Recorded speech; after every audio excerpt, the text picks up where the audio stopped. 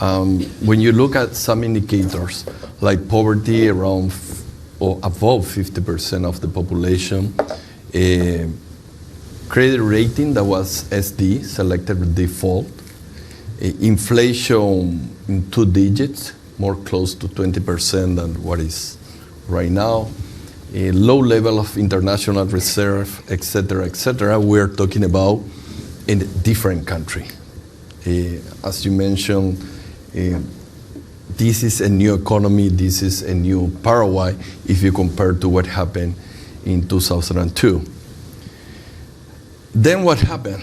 A combination of factors, I believe, because it's important for any current government to really be aware of the problem and try to solve it.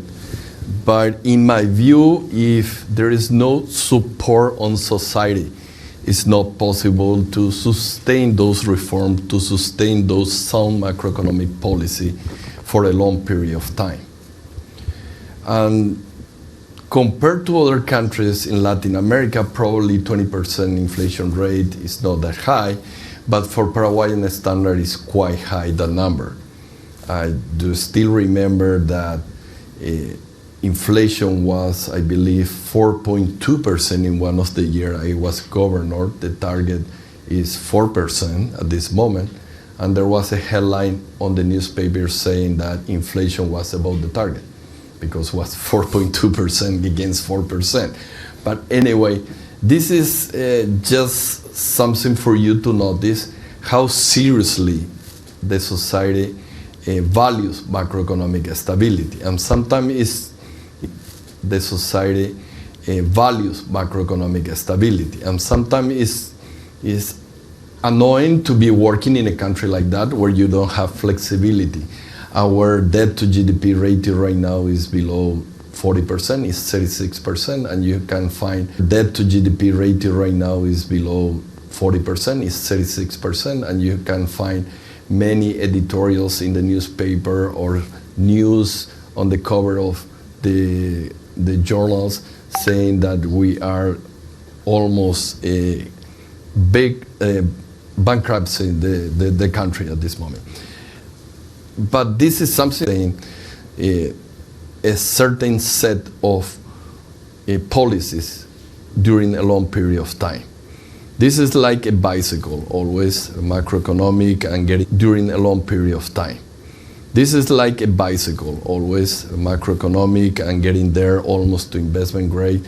It's not something that you're not going to be doing overnight. It's not something that you can only go and pedal during a certain amount of time. You have to continually work in order to achieve the final target, that is a better society for all. So the main engine behind that, it's true, was a government with the view on the medium term instead of the next election.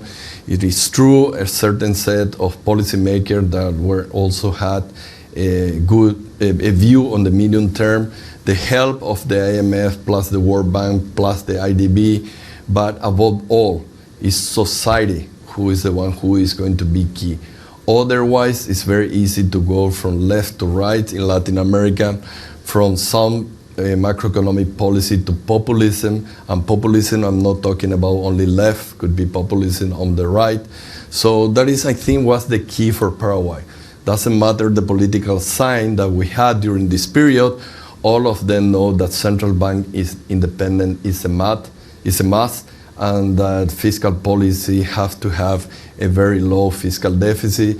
And you can use a fiscal and monetary space if you have a strong shock like the one we had in 2020. So this is basically the past and why Paraguay changed recently. Let me take advantage of your experience on these years and ask you about what did the fund at the end brought to the table? What can we do better when you sense that we were a bit wrong in some angles? Basically, how we can improve our work. I think that the support of the fund was very important. I mean, especially for two ways I found was useful the fund always. First, as a signal of the commitment of the country and the government on sound macroeconomic policy, and that is important for investor being inside or outside the country, and was also a main driver for some financial support that at the time the Paraguayan economy needed, for example, from the World Bank or from the IDB. That was crucial, the support of the fund. Internally, I would say it was crucial also. Why? Because the fund is always, especially when you have an adjustment program, you are the bad guys. So everything we can blame on you. So why are you trying to pass this law, this annoying law that is going to cut some benefit? No, the fund is asking. So, well, somebody has to be the bad guy. The good cop and the bad cop, of course. But it's important also in order to sell a program. The fund always brings a lot of credibility, and credibility is important. And let me give you just one example, because you know I was the rep in Brazil. When I was the rep in Brazil, for example, interest rate on credit cards were, actually right now, they're around 400% per year. So imagine that a 25 basis point adjustment on the central bank is not going to change much conditions of that interest rate. But the fact that the central bank is credible is what makes especially good the transmission of monetary policy into lower inflation. And the fund brings that credibility to fiscal and monetary policy in a country having a problem. And that was exactly what happened in Paraguay. You were the one giving the seal of guarantee that these policies were right. People started to believe again in fiscal and monetary policy. And 20 years after that, we believe that we can engage with the fund, not right now working only on fiscal and monetary, but working something that is going to be important for the future of the country. Yeah, let's move to the future and the plans. No, probably many know this, but some may not. Paraguay got full access, resilience and sustainability facility, our RSF, last December. It was approved by the board. No, so the question is, why and how are you using this? What is the big plans that you have for Paraguay? What's the next step? What are you bringing in terms of the climate discussion? When I'm preparing to go out of the country, every time I leave the country, I always say, don't prepare something about macroeconomic stability, because probably everyone knows that we have the same currency for the last 80 years, we have very low debt level, etc., etc. So I said to my staff, I don't want to talk about macroeconomic again, because I have talked a lot in the past. Now we have to change gears, and we have to start talking about the new Paraguay of the future. Another new Paraguay actually is a refundation on that. Now we want to focus something more on the future, where sustainability of the economy is an important thing to do. So we started since August 16. Actually, we started August 15, but 16 we had a big event in Paraguay with probably was more than almost 1,000 entrepreneurs there or investors in a seminar with the president, with President Peña, and we started to talk about the green Paraguay. So for us, it's important to show Paraguay with something that is going to be complementary, but it's going to be different to what is Paraguay known by its macroeconomic stability. And probably you already, or some of you know about what is Itaipu, the largest hydroelectrical dam producing clean and renewable energy in Paraguay. We have 100% of the electricity in Paraguay produced by clean and renewable energy. So we are basically in 2050, because that is the green transition that every country wants to do. Now in 2024, we have already accomplished that goal. But that is not enough. So we were thinking about presenting Paraguay having stability, macro stability, but also helping the world in many different ways. One of them is being a country that helps the world to secure food security, and secondly is a country that can show the world how to achieve a stronger growth rate on a sustainable manner. So the Green Paraguay is the one that we are focused at this moment, and for that, having again the same seal from the IMF or the seal from the IDB with different program with the country is going to be crucial. So we are presenting at this moment a Green Paraguay that, for example, is offering the opportunity to be a big regional hub for biofuels, bioethanol or biodiesel, or having this Itaipu energy plus Yacyretá energy combined with the supply of water that we can offer, we are able to produce green hydrogen. That probably at this moment is expensive to be used as a fuel substitute, but it's a raw material to produce something that is highly demanded in the region, that is green fertilizer. So all that change in the matrix of production of Paraguay, and also the support from the IMF, like putting the seal that Paraguay is taking steps and reforms in order to be a greener economy, is going to be the one that is going to define the new Paraguay again. A country that will have not only a stable macroeconomic policy, but also a green macroeconomic production capacity. Can you give us some experience with this moving from macro to other issues, no, like climate or the green Paraguay, in terms of how you interact with the rest of cabinet? Because usually ministers have finance, they have to deal with money only. But now you sign a full matrix of reforms, you have to interact with many other colleagues in a very different way. How is that? Let me tell you first about a reform we did last year also.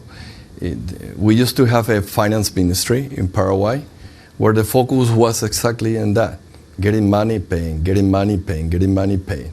And Paraguay is a level of development that being a cashier is not enough anymore.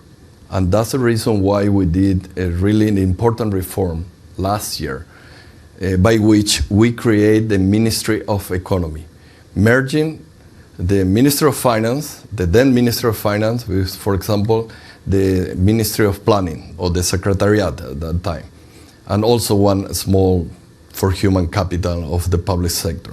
So the biggest step for me to start talking about all these things is because we realized that, okay, macroeconomic stability is not enough, a Minister of Finance is not enough, again, for the new Paraguay we want to present, let's create a Ministry of Economy. That, by the way, we create, but actually we merge and we surprise many positions, so it was aligned to our view that we have to make expenditure more efficient. Now, it's difficult maybe to talk to all the cabinet, but it's even more difficult to talk about climate change in some countries with the people, with society. Because immediately that you start talking about a tree, somebody will say, oh, you're from the left, and you have the agenda, the hidden agenda. But I'm lucky enough to be from the University of Chicago, where nobody could dare even to signal myself as being from the left. So that's a luxury I have, that I can talk freely on all this climate change, on all this green revolution or green Paraguay, and nobody will say, well, this guy is having a hidden agenda, he's coming from the left, etc., etc. So for me, it's an advantage to talk to society about all this green agenda that we do have. And in cabinet, some of them realize, and others are less skeptical regarding this. But what is important is the president is convinced about all this green agenda, because we are doing a lot of stuff. The same way that before we had to go to the markets and explain what we were doing on monetary policy, on fiscal policy, explaining until the people were convinced that we are good at macroeconomic stability. Right now we started to do the same look at what we're doing on the green agenda, so that Paraguay will actually become a showcase also for the green agenda that we can have. We are developing new tools. I don't want to mention too many numbers, but Paraguay is a country where 44% of the territory is covered by forests. And not many people knows about that. And this is a big contribution for the world. Yes, we're not the Amazon, but what you find in the Chaco area is basically the same.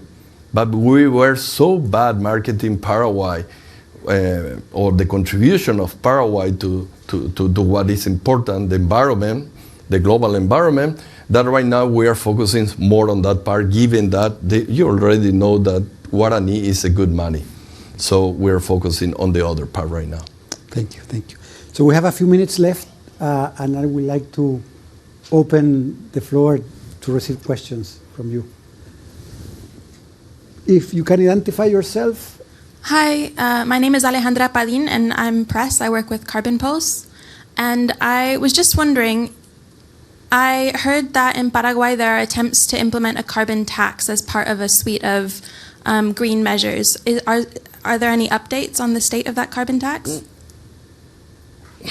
Two things. I will mention something that we just passed because it's part of our reform. We passed a carbon credit law that is going to be important because out of the 44% that is covered by forests, a large part of that is, for example, from the revenue side, that I'm still a finance minister, by national parks. So we can use that asset in a more efficient way, at least to get some money, not only to have streets over there. Carbon tax, we're trying to redesign something that is similar to a carbon tax. We have something called impuesto selectivo al consumo for some fuels. So it's going to be a rebranding of that, and probably we're going to be able to change the burden of that into the different type of fuels that we have in Paraguay. So that is a plan that we have going forward, but it's not going to be immediate. We have our targets before getting there. We don't want to give, by the way, on August 16, we also mentioned no more taxes. No more taxes for 5 years. So I don't want to give an impression, given my answer, that we're going to create something new. We're going to modify what is there without changing what could be the theoretical tax burden. Very clear. Other questions? So if there are no more questions, let me ask you one more, but with the Minister of Finance hat now.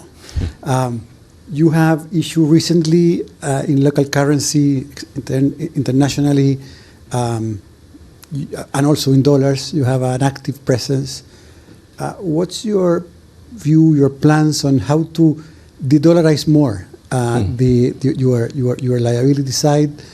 Is it needed? Well, dollarization is a nice debate we're always having with the IMF.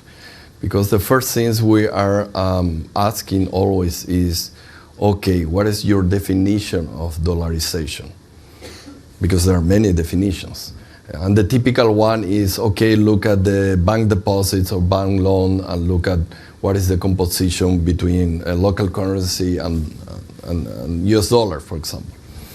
If you take that way, okay, I'm going to say, yes, Paraguay have a relatively high level of dollarization.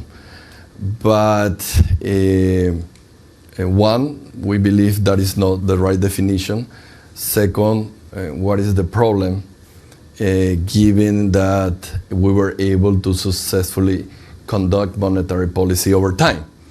Because when I was governor, the IMF came and asked me the high degree of dollarization. I said, well, what is the problem? There is a financial stability risk. In 2015, we have a depreciation of 26% of the US dollar, of the Guarani against the US dollar, and nothing happened. No, but the monetary transmission mechanism, and I say, hey guys, the target is 4.5 and we're getting 4.4. Was it a problem? And also, comparing to next door, Brazil has zero dollarization because it's not allowed, and we had lower inflation rate than Brazil at that time. So this is a debate that is always interesting to have. But in our view, dollarization is, and my vice minister is over there, he is going to correct me, you look at the use of money. Store of value, we already talked. Mean of payment. If you go there, see how the people pay. They're not paying except for big transactions, maybe in guaraníes, no in US dollar, and also the prices are set all except for the few that are imported are set in guaraníes. So the people really think in guaraníes, in local currency.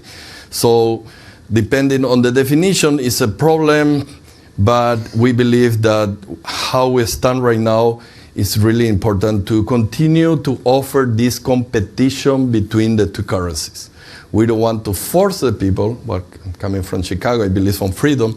If they want to use dollar, they can use it. If they want to use euros, they can use it. If they want to pay in, I don't know, in trees, they can use it. So we have to be really, if it's not a problem, don't try to solve something that is not a problem, because otherwise it's going to be worse for the economy. Thank you very much for the conversation, Minister. First, let me say congratulations for what we have achieved all these years. Thank you for sharing your thoughts, and best of luck. Thank you, Rodríguez. Thank you, everyone. Bye-bye.